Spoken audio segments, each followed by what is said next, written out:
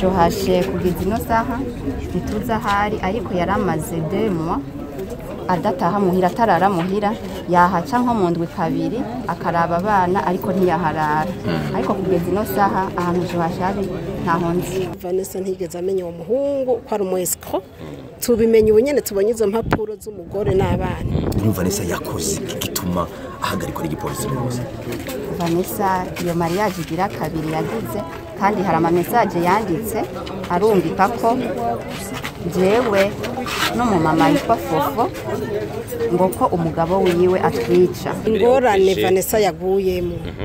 yanditse ama message yibaza ko hariho ngo aba ex bojo ashakamubwira ati bandikira ubikure ko abona bagomba kudutobera akacandika ama message atazi nabari karandikira. Yo mpibirezo by'abana byose akama kubera twabanye ari umunyeshuri ari je ndamwigisha ari je nkora jenyene akazi yarakayinjemwo ubu mu bavoka nta giringo kirekire yari bwakamaremo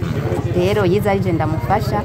rero yaramfatishije amadeni ku buryo nta gihembo.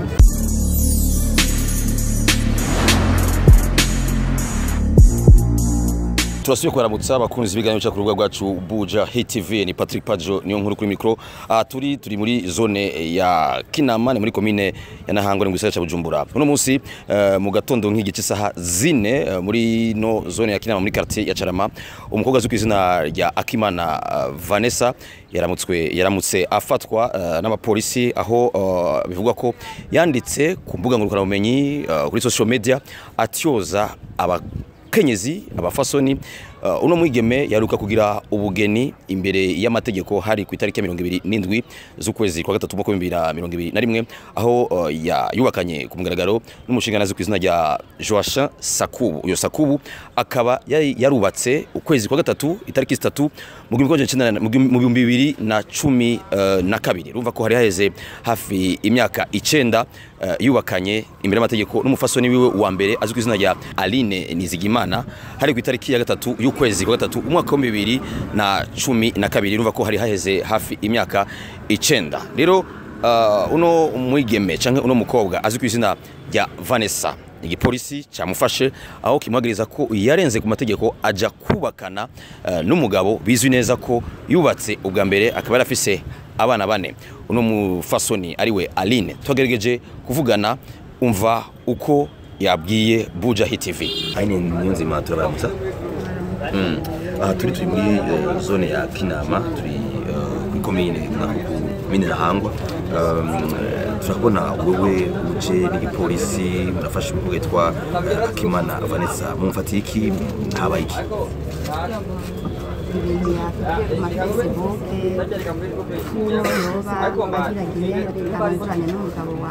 Kandi umugabo wanjye twaragize mariage muri 2012 badufitaniye abana 4 akaba yabitubwiye yemeza ko babyaranye umwana umwe kandi akazi kure twigeze kugirana. Ariko wowe n'umugabo wawe ariwe Joachim Sakubu tudusumira dusema kuko ari tariki 3 z'ukwezi kwa gatatu 2012 kumagira Maria wewe yakaze kwa divorce imbere y'amategeko na wewe bira ngo aje kurongora uyo mukobwa wundi. Uno musi rero ko mufashe uno Vanessa Joachim umugabo wawe ari he muracari kumwe? Johashe kugeza ino saha ntituzi ahari ariko yaramaze 2 mois adataha muhira atarara muhira yahaca nko mu ndwi kabiri akaraba abana ariko ntiyaharara ariko kugeza ino saha ahantu Johashe ari ntaho nzi. Rero Vanessa yakoze gituma ahagarikwa n'igipolisi rwose. Vanessa iyo mariage igira kabiri yagize kandi hari ama message yanditse arungika ko jewe no mu mama yitwa Fofo ngo ko umugabo wiwe atwica. Imessage ivuga ko abashobora kugandagura umwanya wose n'uwo mugabo wawe nyine Joachim ari wabikoze ariko yarungitswe n'uwo Vanessa niwe yayirungitse iyo message yuko umugabo wiwe ngo atwica. Uno munsi Joachim boneka agafatwa Vanessa yocare ku oya kandi nawe afise intuza y'ubwicaye yavuze ko atwica. Rero muca mwitoro gutungana igipolisi kivuye mu gipolisi muca mwitoro gutungana ubutungane tubitura. Umugabo wawe Joachim uno munsi abonetse akavavadwa na Vanessa umubwira ikigongo muba muri kumwe muce mubandanya urukundo rwanyu? Ibyo biragoye cyane kubera jewe nta divorce twahanye, jewe yompa ibirezo by'abana byose akama kubera twabanye ari umunyeshuri arije ndamwigisha arije mpora jenyene akazi yarakayinjiyemwo ubu mu bavoka nta giringo kirekire yari bwakamaremwo, rero yiza arije ndamufasha, rero yaramfatishije amadeni ku buryo ubu ntagihembwa, uburyo yoca afasha abana nanjye akamfasha kubera simpembwa. Hanyuma ibindi je nta divorce twahanye kandi nta divorce nzomuha n'imbere y'Imana, ntaco jewe anyagiriza nta kibi namukoreye, nta divorce je nomuha, ariko nakora ivyo ashoboye gukora mu rugo byose abikore. Turashimira cyane.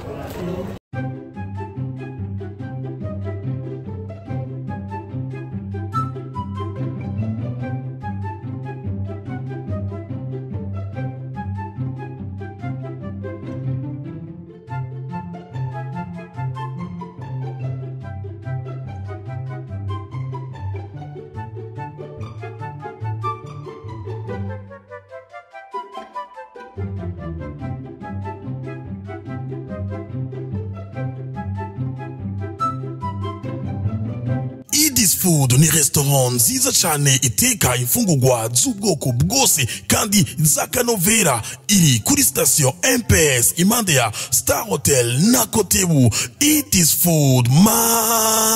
mawe iteka imfungurwa nziza z'akanovera akabijya kuri babandi bagira imanza. Eat This Food ihari ku bwanyu, duhamagare ugire reservation tubatekere mu manza zanyu. Abifuza kuduhamagara muduhamagara kuri 62 39 55 44. Eat This Food yaje hageze kuri babandi babura umwanya wo gufungura kubera akazi. Eat This Food ihari ku bwanyu, duhamagare kuri izo nimero maze tukuzanire ifungurwa aho uri hose kandi ku giciro ciza cyane. Hamwe na Eat This Food bivanye n'ifungurwa mfungura muri Eat This Food bituma ngira amagara meza. Eat This Food mama we waje hageze uri baba lao. Nkuko muvyumvise uno ni Aline uko yaje kwisigura avuga ko umugabo wiwe ari we yamwigishije gushikaho aheza amashure, uno munsi akaba ari umu avoka akorera leta. Ariko kandi twaganiriye n'uwareze uno umukobwa ari we Akimana Vanessa aheruka kurongogwa cyangwa gusinya imbere y'amategeko nuno Joachim.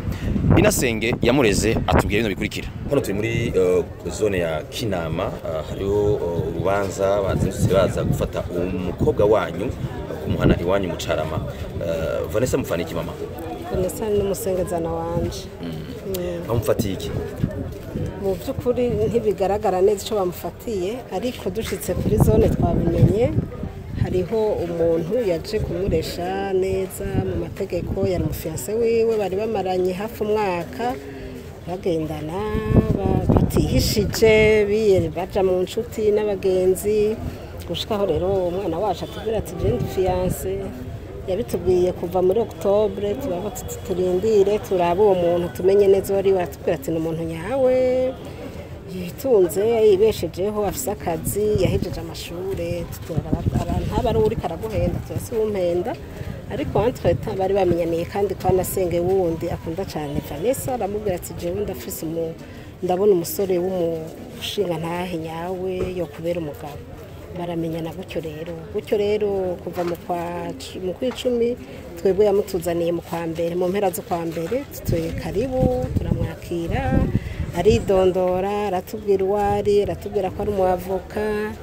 Yego turamumenya nyene, turamwakira nk'umukwe, turaryoherwa, turababaza rero amatariki biyumvira y'urubanza, aratubwira n'ibyo akora, turumva ko ari umuntu yibeshejeho atazogirira nawe umwana wacu, ari umuntu muzima. Hanyuma rero baratembera, barasohoka, barifotoza, nta kintu na kimwe cyo kwihisha yigeze agira.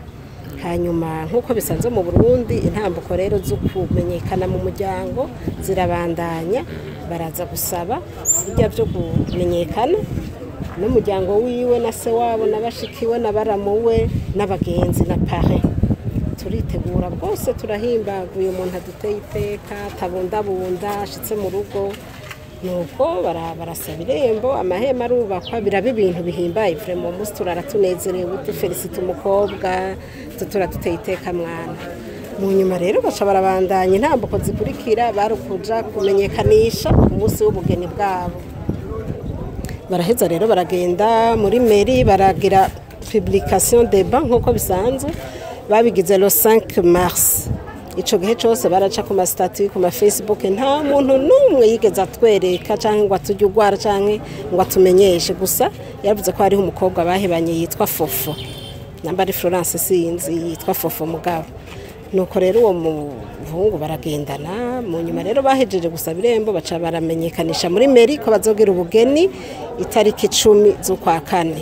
barabandika ivyabona nta muntu numwe abo bantu bivyabona nta numwe yigeze acirana amate hasi twebwe turaryoherwa turatanga invitation mu nshuti mu bagenzi ubu rero twari dutangwe gutumira dote mugabo rero tuti burya urubanza rubereye rimwe dote mariage état civil biragoye tutireka mugire un peu avant mugire état civil sawa bati samedi le 3 avril ni samedi saint bihakwa kudakunda tureka tugire samedi le 27 baca baragenda samedi le 27 n'abandi benshi abageni benshi baje rya kariva bambaye babiriwe umugabo afata umufiance wiwe nk'ukuri kwamye baragenda barabahamagara mu bandi atakwinyegeza n'amakamera yaje n'amaparey barafotora mu cameraman n'umufotografe ivyo rero bibaye ku mugaragaro mu nyuma rero ivyo bibaye ku mugaragaro barasinya aravuga bijya basoma mwene naka abahanaka afite imyaka iyi leta civile byose barababwira no kuja kwidrapo kugira babafotorere kwidrapo byose turasohoka baridegemvye haje imbere ya mairie atano umuntu numwe ariko arabakakazi tushakome vyabaye avant midi turaja kuri gufata ifanta no gushigikira abo bana gutera impundu ariko twari babiri gusa muri famille n'uyo muhungu yari kumwe na parrain na marraine no mugenzi umwe na mushikiwe dufata petit déjeuner ensemble kuko vyari biheze 11h30 midi hariya kuri Tanganyika view birahera midi twari twitahiye impunda ari yose turyohewe no mwijoro rero acaratana umukobwa turatera inkuru turaryoherwa vraiment mercredi mercredi le 31 5 jours après niho rero twagiye tubona ibara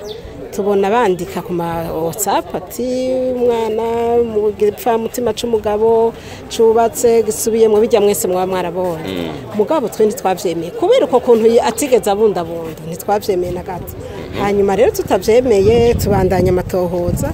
Vanessa nawe acavuga ati n'abakobwa bagere bangwanye barase ko twubakana canke n'ivyamoko ibintu nk'ivyo rero urabona aho bigeze mugabo Vanessa ntigeze amenya uwo muhungu ko ari umwescro tubimenye ubunyene tubonye izo mpapuro z'umugore n'abana uno musi ngaha muri zone ya Kinama hariho umudamu yitwa Aline avuga ko kuva itariki 3 z'ukwezi kwa gatatu mu 2012 ariho yubakana na Joasha imbere y'amategeko bafitanye n'abana bane uyu mudamu mwari mwarabonanye imbere mwari mwaravuganye wewe nka senge wa Vanessa bitwa ko ari we wakosheje Vanessa jamais ntitwigeze tubona niyo tukabibona aho nk'umuryango nawe n'umwana wa 25 ans n'umugabo wa 38 ans naho nyene iyo myaka ari yarayinyegeje ntitwari kumure ntaco yihutira afise igitanda ry'amako ntaho yaja ntaco yihutira iyo tukabimenya je nsanze mparanira agateka k'abana bamerewe nabi n'abagore umuntu aburanira cyane abantu babirenganije sinari kuvyemera wiki ko ari hano muri mugasho rero ingorane Vanessa yaguyemo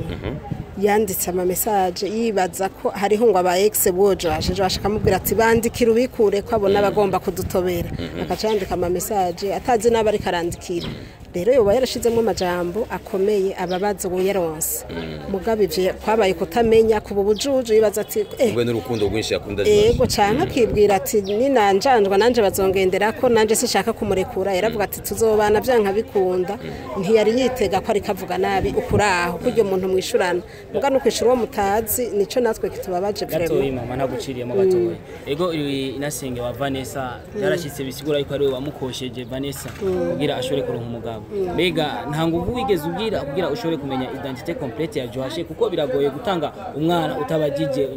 umwana umuhaye nde akora iki ego irevure wari wamenye icakora mugabo ari kwiye kumenya identité complète aho nubona yuko harakantu ko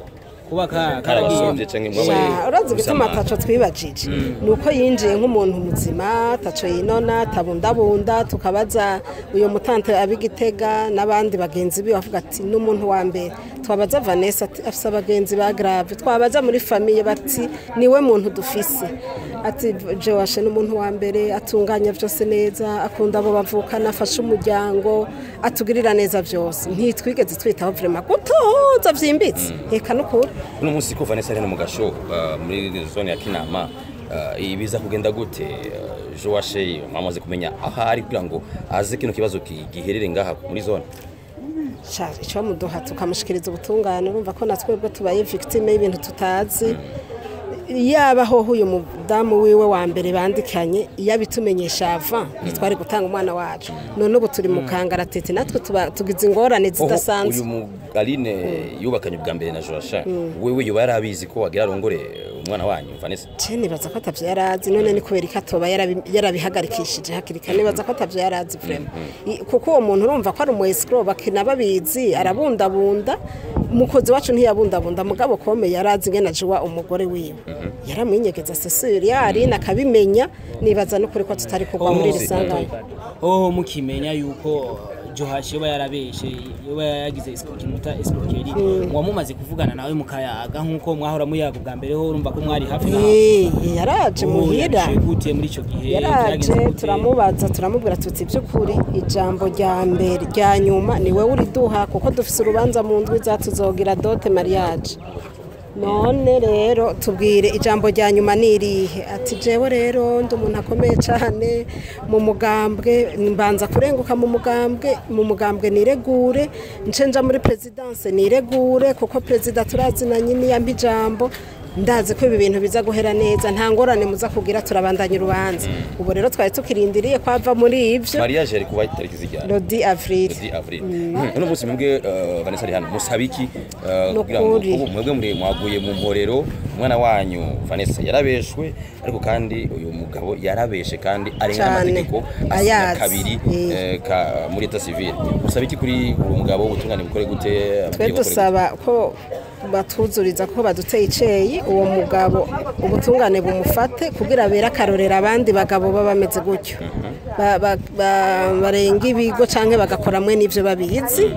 hanyuma n'umuryango wiwe abo bavukana na base wabo nabo nyene baduhanagura ikiceyi baduhindisha akababaro kuko turababaye cyane gose cubona umuntu ariko yitegurira urubanza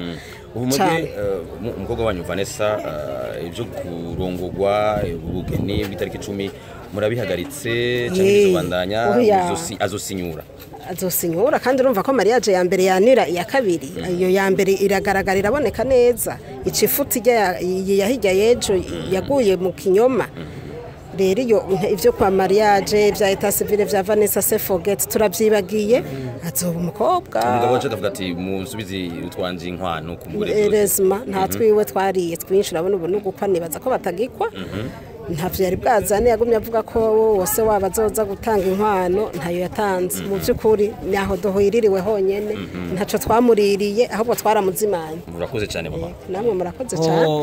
muri bamwe musanzwe muri umuryango wa Vanessa musaba iki imbere y'amategeko dusaba vraiment ko inzego z'igihugu zohaguruka cyane bagakarira mwe nabo bagabo canke mwe nabo bagore bungu bumwe kabiri bagaheza rero bakabikarira kandi ntibazosire kwemera ko umuntu agira ubugeni batabitohoje neza nayo ko muko byanditswe kuri meri urupapuro rumanitse bagarinda basinya kuva ro 5 mars gushika ro 27 urumva ifo ko biga afise amategeko bavyiga neza cyane ntihagire umugore asubira kumererwa nabi yuririzwa kundi mugore kandi amategeko abyihaniza tubashimire cyane namwe murakoze murabona ko Inasenge wa Vanessa twamukingiye amasanamu yiwe kugira ngo ko niwe yabisavye uko ntiyifuza kugaragara ariko mwumvise ivyo ashikirije nuko OPG amaze kuyaga kubaza ibibazo Vanessa ubu bariko baraganira gucokurikira ko Vanessa yoguma hano mu gasho ka zone ya Kinama canke ko yo rekugwa kugira ngo baje mu matohoza hama uno mugabo ari we Joashe yahenze Vanessa arongora ubwa kabiri ariko kandi yahenze n'umugore wa mbere ko agiye kurongora byose tuzobimenya mu misi ikurikira. Ni Buja Hit TV bandana muri kumwe natwe kugira ngo tumenye byinshi biriko biravugwa kuno ino dossier cyangwa ino rubanza kuno Joashe na Vanessa Akimana.